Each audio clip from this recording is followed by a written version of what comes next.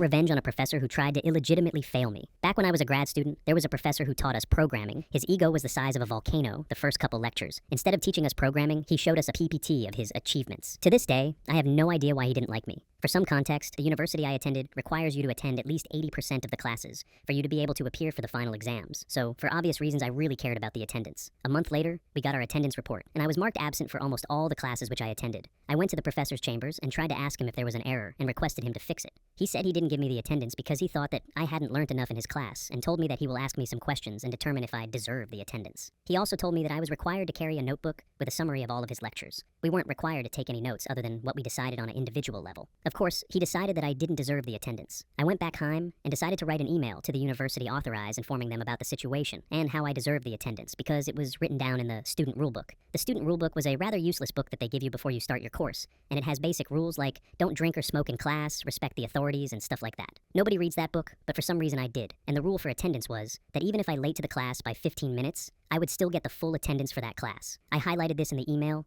and then went to the computer lab, searched for my saved files from all the days when we had class, and took pictures of the date and my name on the files for additional proof of my attendance. The head of the department asked me to meet her for a solution. I told her exactly what happened, and she said that I am liable to receive attendance and that there is no rule to maintain any summary of notes. She directs him to make the necessary changes and tells him that some action will be taken against him. The next day, he tells me to come meet him privately, and I go to his chambers. He tells me that he might lose his job, and he needs me to do him a favor and write an email that I accidentally attended the wrong classes, and it was my fault, but he would still give me the attendance. I knew something was fishy before I went there, so I was already recording the conversation, and he had no idea. I still tell him, okay, and leave. The next day I go to him and tell him that I have sent that email and request him to give me the attendance he promised. He laughs and tells me, what attendance? You mentioned in the email that you attended the wrong classes, so this is on you, you aren't getting anything. The only thing was, I hadn't sent any email, and I was recording this conversation too. I went straight to the dean's office with both the recordings and told her that a professor was trying to illegitimately fail me, and here was the proof. He came to the class later and started crying in front of everyone and saying that he might get fired because of me. He wasn't fired, but never screwed with me again, and I ended up scoring 90% in his class. I hated programming and I still suck at it, but I had to prove a point.